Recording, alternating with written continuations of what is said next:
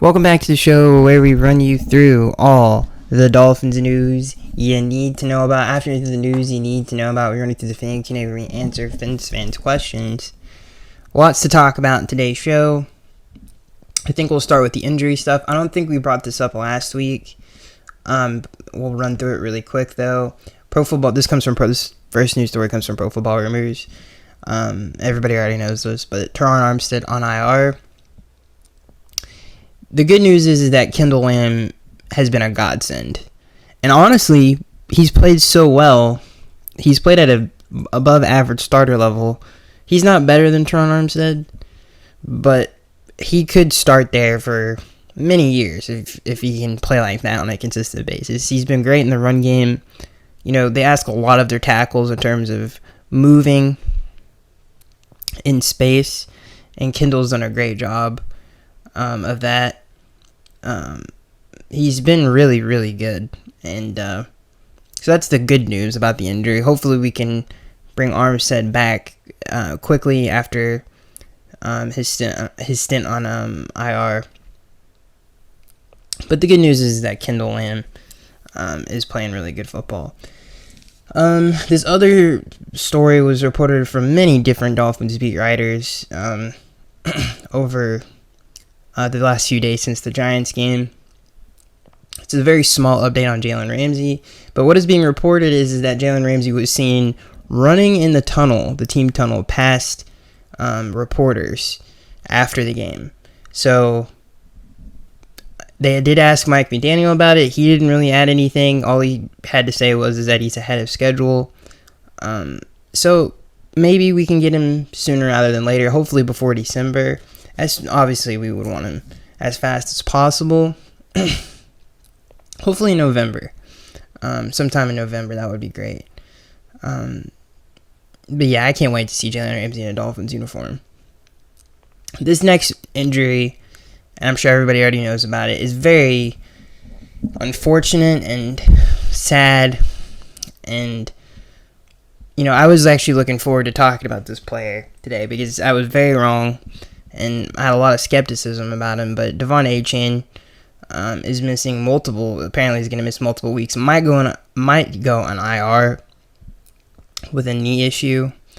It doesn't seem to be anything significant, which is good, but hopefully he doesn't go on IR. We still don't know if he's going to go on IR. Again, this story comes from Pro Football Rumors. I think the original story came from Adam Schefter. He first reported on it. Hopefully he doesn't go on IR. But he's, and I was thinking about this a lot ever since I heard about the news. And a lot of people, even A-Chain, was like, a lot of people could do what I do in this situation that I'm in. And I was thinking about that. I was like, how many people could have scored that touchdown, especially the one against the Giants where you turned the corner on Xavier McKinney and made him look like a third-string safety. And I was thinking about it, like, there's probably maybe two in the NFL that could do that. The way that he ran the ball in that Giants game really it was so impressive. And it was more impressive than his previous games. And I was thinking about it. I was like, man, he would win. He leads the league in rushing. He's averaging 12 yards a carry. He went into the game averaging 11, came out of the game averaging a yard more than he did before. He's a special, superstar, which I did not expect this out of him. And he was going to win Offensive Rookie of the Year pretty easily. And it's unfortunate that might hurt his chances of doing that. Drafting someone like that in the third round is pretty special on Chris Greer's part. He's a phenomenal player. There's not very many people in the league, like I just said, that could do what he does. And the Dolphins really don't have any on the roster. Like, that touchdown, again, that he had against the Giants, he's the only one that could have done that on the roster. The only one. Raheem Mostert could not have done that, and definitely not Jeff Wilson. That was a special, special run. And it just sucks that he's hurt. After that game, man, I was like, dang, man, you've got to be kidding me. He leads the league in rushing, for God's, as a rookie. averaging 12 yards a carry. He really reminds me now, I obviously wasn't alive when this player played, but when you look at an old film of him, he reminds me of Gale Sayers. He's almost like he's really similar to him in a lot of different ways. And it just sucks that he's hurt. Like I said, it would have been amazing to see a Dolphin win Offensive Rookie of the Year. And it just, I can't even believe it happened. Like, I remember, I think it was maybe the next day, the Monday morning, reading the stuff, and I was like, what? He got hurt? It just sucks. But hopefully he can come back. The good news is that the Dolphins drafted a superstar in the 3rd round. So that's the good news. Very special player. Very, very special player. Moving on from that, some unfortunate injury stuff. The Dolphins made a trade. Now, this was rumored to happen, that the Dolphins would make a trade before the deadline. I don't think any of us thought it was going to be a receiver. Obviously, they've dealt with some injuries at that position with Craycraft and Barrios, who seems to be fine, which is good because he played in the Giants game. And Cedric Wilson had a good game, which is good. But the Dolphins trade for wide receiver Chase Claypool from the Chicago Bears. Again, this comes from Pro Football Rumors. They exchanged late-round picks. So they didn't give up anything. This is pretty much just like, here, take Chase Claypool. But we have also something else to add on to this. This was reported by Jonathan Jones of CBS Sports. Now, this doesn't seem to have any credibility behind it in terms of actual like facts or anything like that, but Mike McDaniel did say in the press conference about the Chase Claypool trade, the Dolphins didn't need help at receiver. He claims the Dolphins are going to try to transition the CBS reporter. They're going to try to transition Chase Claypool to tight end, which is interesting. Obviously, he's 6'4", he's over 250 pounds. He's like 240 pounds, 250 pounds. He could do that. Now, they tried to do this with, what's-his-face, Elijah Higgins from Stanford. Hopefully I'm not getting his name wrong. Excuse me. And that didn't work out, unfortunately, who I thought could actually become something. That didn't end up working out. So, for whatever reason, they have a fascination with getting receivers and trying to make them tight ends. I'm not necessarily here for that. I was thinking about, and maybe they just use him as a weapon. I hope that's what they kind of use him as. Just get the best out of him that you can. He's a very talented player. His first 2 years in the league, over 800 yards receiving. He had 4 touchdowns in a game. He has a talent. His run after the catch is actually pretty dang good for someone his size. He obviously, and this is the biggest thing that everybody's repeated, but he gives the Dolphins size, which they didn't have before, and it really allows them to add even more plays to the playbook than they had before. This is a player who's competent. If he buys in, he's easily a starter in the National Football League still, with his physical ability. So he can actually play, which is good, and he's a really good scheme fit because of the stuff he can do after the catch. So he can get involved in the run game, taking handoffs. And honestly, I think this will help in the red zone, not only because of he's a bigger body you can throw fades to, and that adds some stuff, an extra dynamic to the offense. But I think he's like an Ezukama replacement, where we can use him as a more physical runner in some of those plays that we had for Eric, who obviously unfortunately got hurt with a neck injury. So I think he can kind of fill that role. And this is a guy who ran a 3.4 at 6'4". You know what I mean? So he fits everything they wanted to do, and he's a bigger body, and he's really good after the catch. And the Dolphins have become such a way better screen team than they were a year ago. I mean, the screens last year were abysmal. The screen game this year, and how you want to talk about getting the O-line ready for this season. It's like they're different people. Like, just the way they execute the screens this year is just vastly different. So he can get involved in that too. And he's a big dude who, and again, people have pointed out, oh, his effort has sucked. This is another piece to this trade. He's had awful offensive coaching ever since he got into the league. Whether it was Matt Canada in Pittsburgh, and the absolute dumpster fire that is the Chicago Bears offense. So he's going to the best coaching on the offense side of the football. Not only does he have Wes Welker as his receiver coach, but he has Mike McDaniel calling plays for him. So that's better than anything he's ever had before. So maybe Mike can get the talent out of him, because it's still there. This was a really good trade for a lot of different reasons that we just said. I'm excited to see what they do with him. If it's true they try to transition him to tight end, we'll see how that goes. I hope they just, when they get him on the field, they just use what he's good at. Not necessarily try to have him learn a new position.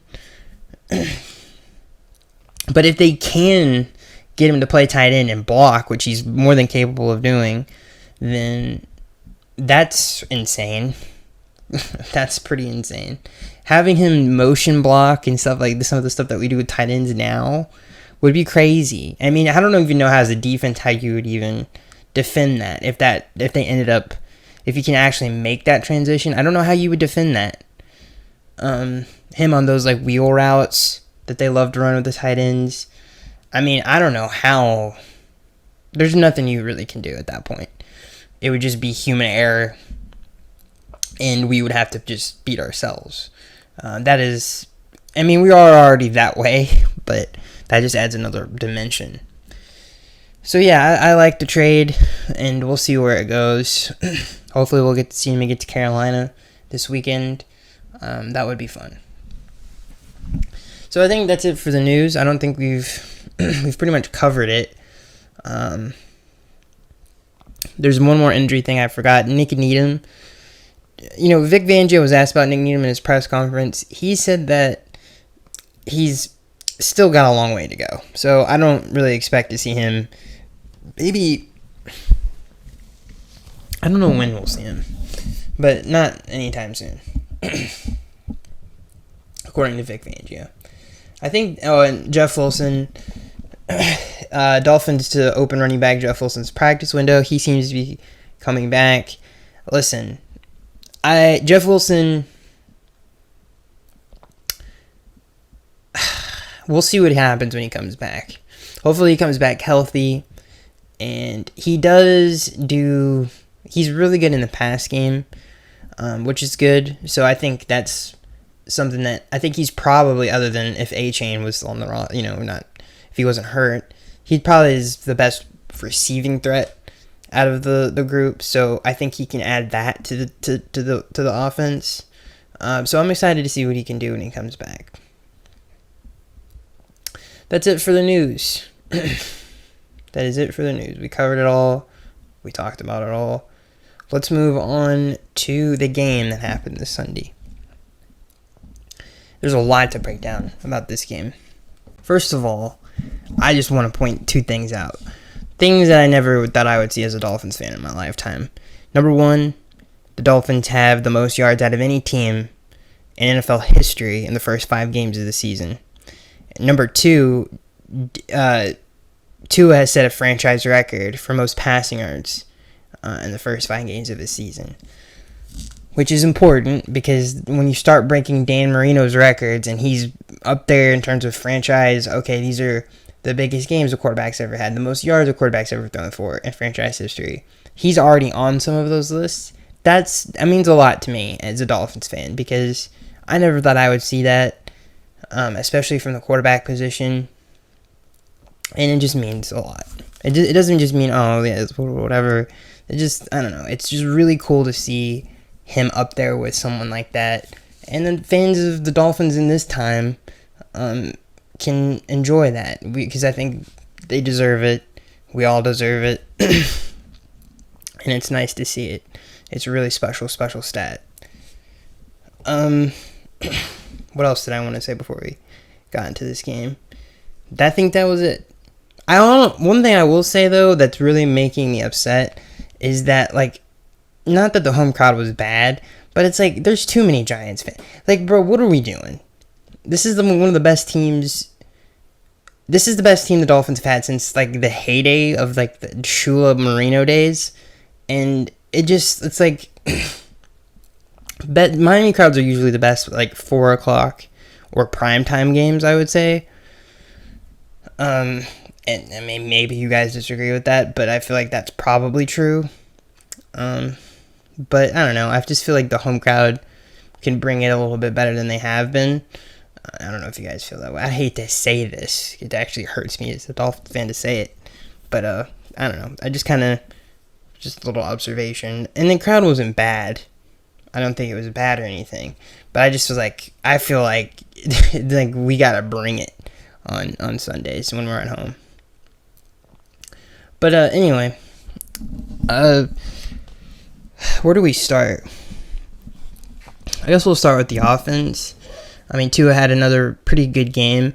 He had, 2 turnovers that weren't great. They weren't concerning, though. He was just trying to, in the red zone, it's like, all right, he didn't want to settle for points there. He wanted a touchdown. He got too greedy. And then on the other one, you could tell, I mean, honestly, when it happened, I could tell it was intercepted. But when he threw it, you could tell by his reaction as the ball was leaving his hands that he messed up. It seemed like maybe he was in between throws. Maybe he didn't really love the read. And it was a bad ball, and it was intercepted. But I don't know. I still think he played really well. He read the field really well in this game, despite the interceptions. I mean, reading the coverages, understanding what they're trying to do.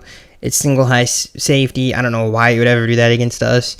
And that's an easy 60-yard touchdown. He recognizes it. He snaps it. Obviously, they're able to convert on that. And the other thing offensively, we already talked about it earlier in the show, is just the offensive line is playing phenomenal football. The best offensive line probably in my lifetime that I've seen. As a Dolphins fan, I don't think there's really any other better ones that I've seen, especially with some of the stuff that they're doing, is really, really special, especially in space. It's just not normal to see offensive lines, other than the Niners probably, just to execute plays like that. So that's been awesome. And then the run game from last year to this year. Honestly, it's like, well, I'm not going to lie to you guys. Even the plays that we run, it's all different from last year. This is not the same team. You can really see the compromises that they had to make. The compromises they had to make for 2 reasons. One, it was the first year of the offense. Clearly, that team last year wasn't ready for the entire gauntlet of what Mike McDaniel does. And number 2, when they lost Tua last year, the offense was basically bare bones at that point. And I think you're seeing the differences now with a healthy Tua, who's been in the system. This is his 2nd year in the system, and just the execution is just on another level with this offense. And the addition of Isaiah Wynn, I think, has really helped as well. And Kendall Lamb has really helped. He's been phenomenal. And Austin Jackson, too. He's been great. He's been really, really good. And A-Chain has vastly exceeded my expectations. And he looks great. So all of that is, turns out to be one of the best offenses in the history of the league, statistically. And what I see with my eyeballs. Defensively, has been very controversial this year. Last week was probably the worst I've ever seen. It was definitely the worst game I've seen of Christian Wilkins and Zach Sealer's career, especially when they're out of their prime, that's for sure. And it was nice to see them have a bounce back. I think we had 7 or 8 sacks in this game. They played phenomenal. I really liked they did do a change in this game, and I noticed it right away. They played Christian Wilkins at defensive end a lot more in this game, which is a smart thing to do. I think that's something that I hope we see more of. Now, maybe that hurts the rotation a little bit in terms of the interior stuff, but it does make the run defense better. And it did make it better in this game. Now, granted, it was not the best offensive line they were going against, but that was still, I think, that was still a slight personnel change for the better. So yeah, and Van Ginkel continues to have a career season in the Vic Fangio defense. This is all without Jalen Phillips, by the way, who hopefully can come back this week against Carolina. And yeah, I thought the defense all around played really good. They didn't give up a touchdown all game. The secondary looked, it was frustrating at times. There's definitely still some like miscommunication stuff, and stuff I wasn't entirely in love with. Now, granted, they still didn't give up a touchdown, so it is what it is, but there's still definitely some like, okay, they're learning the scheme. I think this is the best that they've looked all year. This is definitely the fastest that they've played. That's for sure. So that's good. I think the players that struggle the most in this scheme are definitely Kader Kohou. I think Kader Kohou, by far, out of everybody in the secondary, has struggled the most with transitioning to the defense. So he has got to play better, and he still had some issues in this game, but this was his best game so far in this defense, that's for sure. X looked really good in this game. So the defense, I think, is trending in the right direction, which is good. So there's really not much else I have to say. Schematically, there are some things, and I wish on third down, especially when we're playing a lesser team, you would like to see our corners be a little bit more physical with their receivers in certain situations, a little bit more man defense on some more third downs. Now, he does do combo coverages a lot, where he'll probably like press Xavier on one side and have zone to the other side, which is cool, but it was just a little frustrating not seeing, like Darius Slayton and Sterling Shepard not just get free releases on third down. But that was only, I have no real complaints at all about this team, defensively or offensively for the most part. The run defense was better in this game. They have to continue trending in this direction. I can't wait for Jalen Ramsey to get back, because really that is the only, I think, one of the bigger weaknesses of the defense. If they had someone who's been in this game, who's also playing opposite Xavier Howard, the defense, I think, especially on the back end, it's just really interesting to see what that would look like. And I think that would make us easily a Super Bowl team if Jalen can come back healthy. So there's definitely a lot of upside to this defense, and I'm excited to see where it goes. This was a step in the right direction. Kader still has to play better. Deshaun Elliott is clearly better at this point than Brandon Jones is in this defense. So, one thing I will say, I don't know who really, if you had asked me, I guess Van Ginkel would be the biggest benefit of the defensive change so far. I think he's been the biggest benefactor, for sure. I just wish we need to cause more havoc in the backfield. You would like to see more turnovers, because if they get that aspect, I don't even how many turnovers you could really ask for, but if they can get that going and really start to feel comfortable in the defense and start getting and make bigger plays on the defense side of the football, this team is this is easily the best team in the league if they can get that going. But that's really the only question, is can the defense start making big plays? And if they can, then this is easily a Super Bowl team.